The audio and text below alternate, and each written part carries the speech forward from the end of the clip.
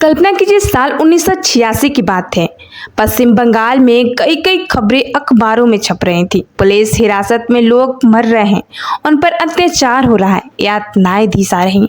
Police वाले उन्हें मार पीट कर मार डालते थे और फिर कह देते थे कि हार्ट अटैक आ गया या फिर हत्या कर ले। इन खबरों को पढ़कर एक सच्चे इंसान का दिल जल उठा। उनका नाम था DK बसु। वे लीगल सर्विसेज वेस्ट बंगाल के एग्जीक्यूटिव चेयरमैन थे, एक गैर राजनीतिक संगठन जो गरीबों को कानूनी मदद करता था। DK बसु साहब ने सोचा, ये कैसे हो सकता है? पुलिस तो कानून की रक्षा करने वाली होती है, न कि तोड़ने वाली। उन्होंने 26 अगस्त 1986 को चीफ जस्टिस ऑफ इंडिया को एक पत्र लिखा। उस पत्र में उन्होंने अखबारों की कटिंग लगाई और कहा, महोदय, हिरासत में हो रही मौतें बढ़ती जा रही हैं। अपराधी पुलिस वाले सजा नहीं पाते, परिवार वाले न्याय नहीं पाते। कृपया इस पर कुछ कीजिए, यानी हिरासत में कैदियों के अधिकारों के लिए नियम बनाइए। सुप्रीम कोर्ट ने इस पत्र को गंभीरता से लिया और इसे रिट पिटीशन मान लिया। कोर्ट ने सभी राज्य सरकारों को नोटिस भेजा और वकील अभिषेक मनु सिंघवी को कोर्ट की मदद करने वाला नियुक्त किया। अब जानते हैं केस की लड़ाई और जजमेंट के बारे में, जो आया था 18 दिसंबर 1996 को।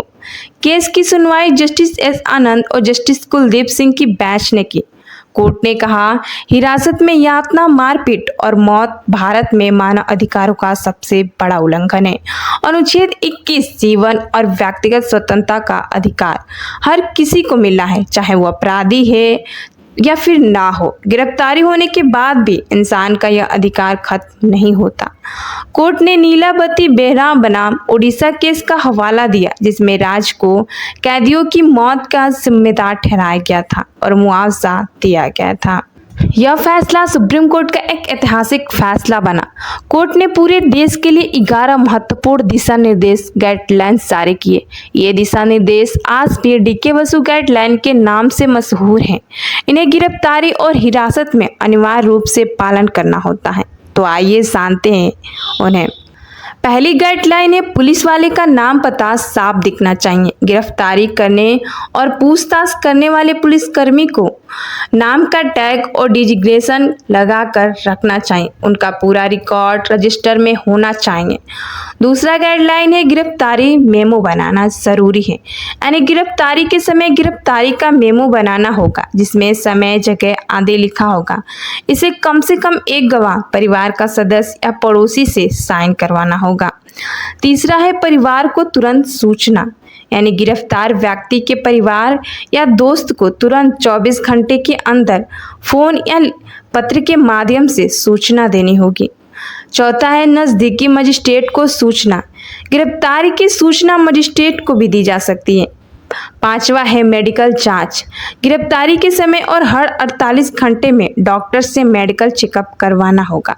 छठवां है, पूछताछ का रिकॉर्ड। पूछताछ का पूरा रिकॉर्ड रखा जाएगा। सातवां है, महिलाओं के लिए खास नियम।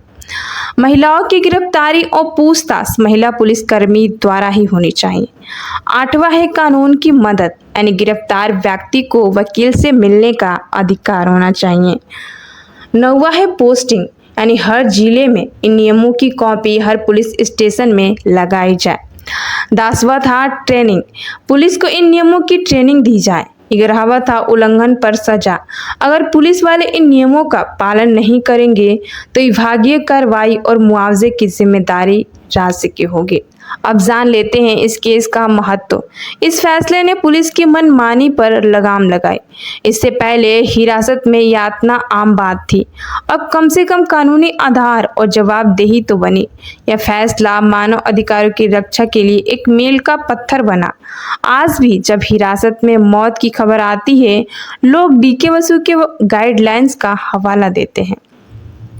एक अच्छे इंसान DK बसु की चिंता और पत्र ने पूरे देश के लाखों करोड़ों लोगों को हिरासत में होने वाले अत्याचार से बचाने का हथियार दे दिया। सुप्रीम कोर्ट ने कहा, पुलिस भले ही अपराधी को पकड़े, लेकिन खुद अपराधी नहीं बन सकते। मिलते हैं नेक्स्ट वीडियो में नेक्स्ट टॉपिक के साथ। तब तक के लिए जय हिंद, जय भारत।